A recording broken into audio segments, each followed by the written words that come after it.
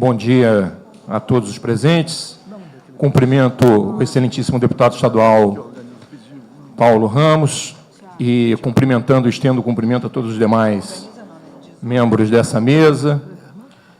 Gostaria de começar dizendo que, fazendo um agradecimento, e um reconhecimento de todo o trabalho que essa casa tem desenvolvido, e no carinho que tem tido com os profissionais de educação física e com essa categoria, com o conjunto da educação física, demonstrando que avançamos no conceito de uma democracia representativa, ou seja, a preocupação de, em todo momento em que se pretende discutir legislações específicas e inerentes a determinados grupos, que esses grupos possam ser ouvidos.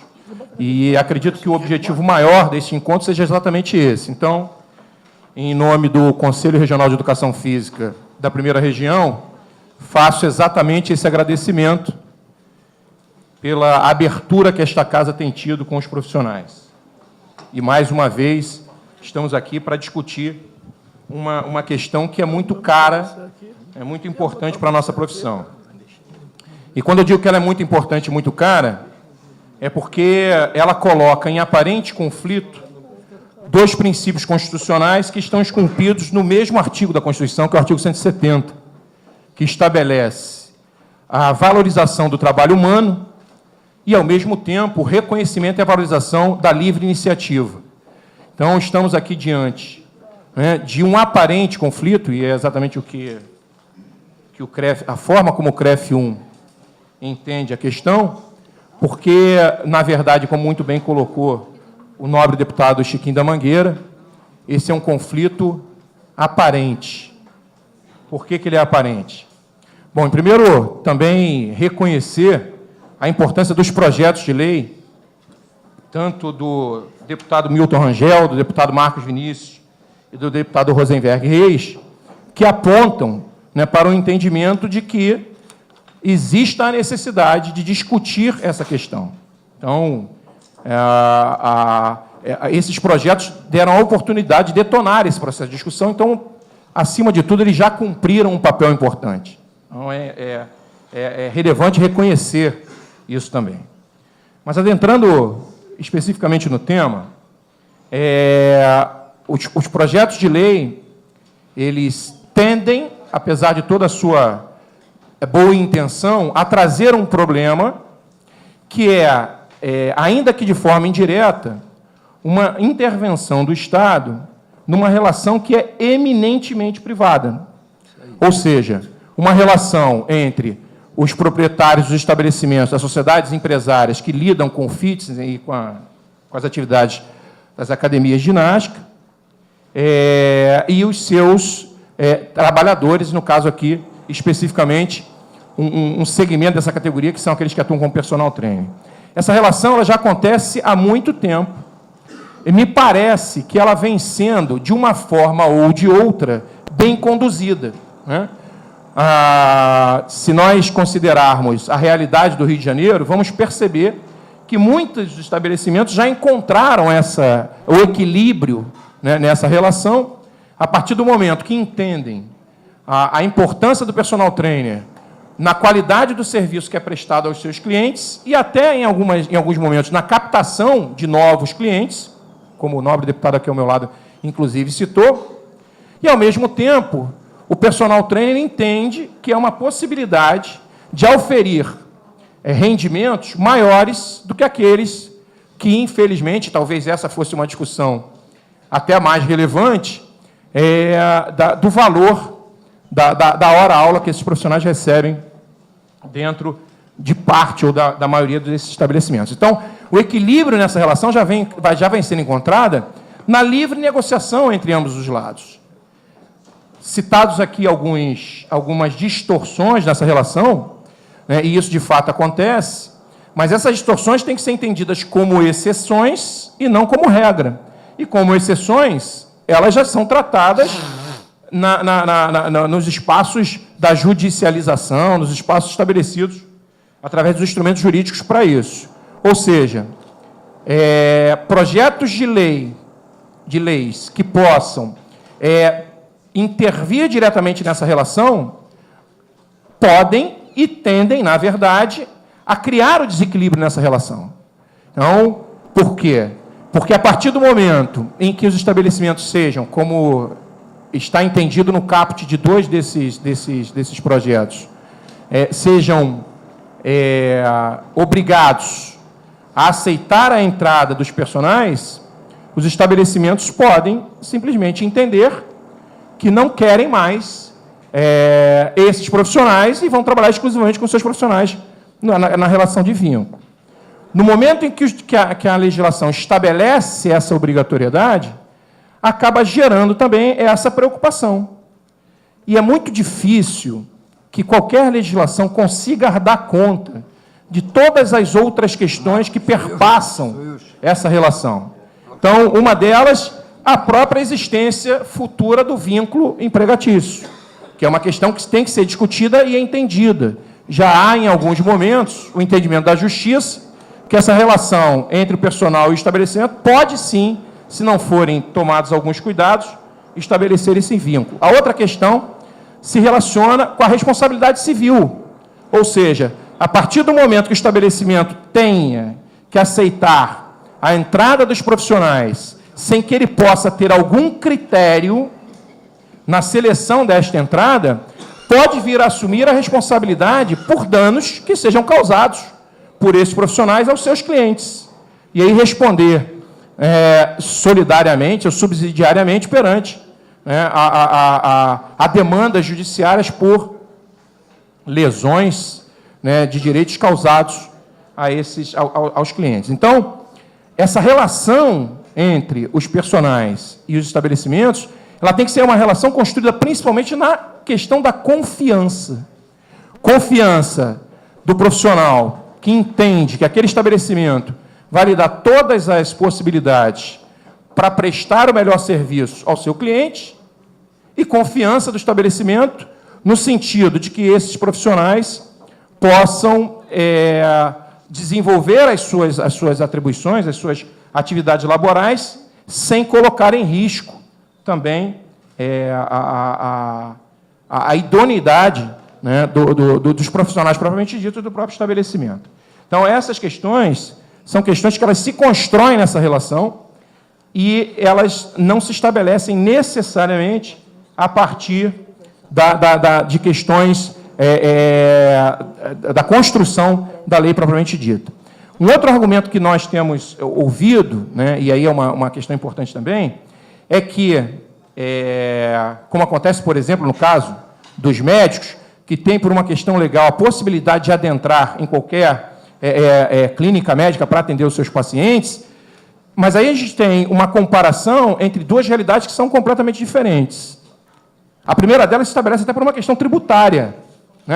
Se as academias de saúde, ou se as academias de ginástica são entendidas, e deveriam ser de fato entendidas, como estabelecimentos que lidam e cuidam da saúde da população, deveriam ter os mesmos privilégios tributários, como, por exemplo, no caso das clínicas médicas, que se enquadram na alíquota de 8% do lucro presumido, enquanto as academias pagam 32% de tributos. Então, daí já se vê a completa diferença no entendimento desses estabelecimentos. Assim como ocorre também na própria questão dos descontos do imposto de renda. Nós podemos deduzir os gastos com os custos de atendimentos médicos, mas ainda que entendamos a necessidade da atividade física desenvolvida nos estabelecimentos, como as academias, não podemos gozar dos descontos do imposto de renda com os gastos que temos nos estabelecimentos. Então, são questões que deixam clara a diferença entre esses estabelecimentos quando a gente fala da questão da saúde. Então, esse tem sido o entendimento do Conselho de que existem, sim, alguns estabelecimentos que cobram valores desproporcionais e desarrazoados, isso é verdade, mas o entendimento do Conselho é que isso vai se estabelecer por uma lógica, como já vem se estabelecendo, diga-se de passagem, numa lógica de movimento da própria relação, como eu bem disse, uma relação necessariamente de confiança. Então, esse é o entendimento inicial do Conselho de Educação Física. Agora, o Conselho de Educação Física, apesar de ter esse entendimento inicial, tem uma preocupação importante, que é de o tempo inteiro estar ouvindo o conjunto da educação física. Quando a gente diz o conjunto, porque não necessariamente a categoria de trabalhadores, mas também os proprietários dos estabelecimentos, que na grande maioria dos casos, no nosso caso, são profissionais de educação física. Então, nós temos, né, algumas redes estabelecidas e algumas academias de grande porte, algumas não necessariamente de propriedade de profissionais de educação física, mas a grande maioria dos estabelecimentos, as academias de pequeno e de médio porte, são academias cujos empreendedores são os próprios profissionais de educação física. Então, que têm interesse direto nessa relação também. Por conta disso, o Conselho Regional de Educação Física convocou abertamente todo o conjunto da educação física fluminense e realizou, durante o ano de 2016, 14 assembleias abertas, para as quais as convocações foram feitas indistintamente de que se tratava de proprietários de estabelecimentos, profissionais que atuam nesses estabelecimentos ou de responsáveis técnicos de estabelecimentos. Então, nessas 14 assembleias, foram ouvidos mais de 1.500 componentes dessa comunidade da educação física. E, para nossa surpresa, embora a gente até entenda o resultado dessas assembleias, mais de 99% dos profissionais que estiveram presentes entenderam que a lei poderia trazer, as leis, os projetos de lei, uma vez publicados, aprovados e publicados, poderiam trazer alguns problemas nessa relação. E, por conta disso, através de voto, optaram por manter, neste momento, a relação como ela vem se dando. E o Conselho, né, independente da sua posição inicial, que, neste caso, ela é compatível com o entendimento dos profissionais do Rio de Janeiro, né, assume a postura de defesa daquilo que o conjunto da educação física apresentou nas assembleias. É importante frisar que as assembleias foram convocadas indiscriminadamente e elas foram divididas por regiões, por isso foram 14 assembleias, mas todos os profissionais que quiseram e tiveram interesse de participar, e o ponto de pauta foi divulgado previamente. Então, na convocação, além de outros pontos, estava claro que um deles seria a discussão dos projetos de lei que tratam do repasse dos personagens, e estiveram presentes e apresentaram suas posições. Então, para concluir a minha fala, hoje, né, o Conselho Regional de Educação Física da Primeira Região, né, que tem a jurisdição sobre o Estado do Rio de Janeiro e do Espírito Santo, tem muita tranquilidade em colocar que a posição que o Conselho traz é uma posição que é o entendimento do conjunto da educação física fluminense no que diz respeito a esses projetos de leis. Então, a gente vai acompanhar e pretende, né, entender como o debate vai se dar, mas traz uma posição que hoje não é mais a posição do CREF1, mas sim a posição desses profissionais que se manifestaram dentro dessas assembleias. E só uma questão que eu acredito que a gente seja importante colocar isso, né? A gente tem modelos hoje diferentes de estabelecimentos que atuam na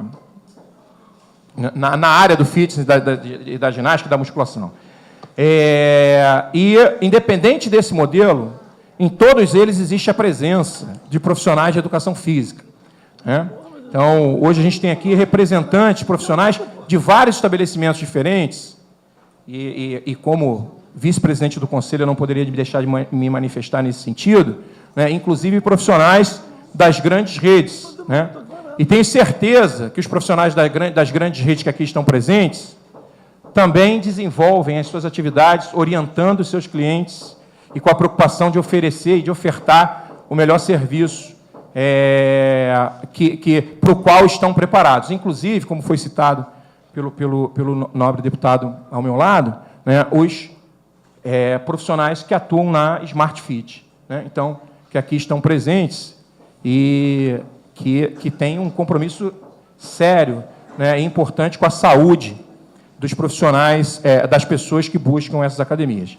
Em síntese, excelentíssimo deputado Paulo Ramos, mais uma vez enalteço e reconhecemos a importância dos projetos, mas a posição que trazemos do CREF1 é pela não continuidade desses projetos, no sentido não da importância que eles trazem na discussão, mas do entendimento da categoria profissional de que eles não atendem, no seu conjunto, os anseios dos profissionais de educação física do Rio de Janeiro. Okay? Muito obrigado. Muito obrigado.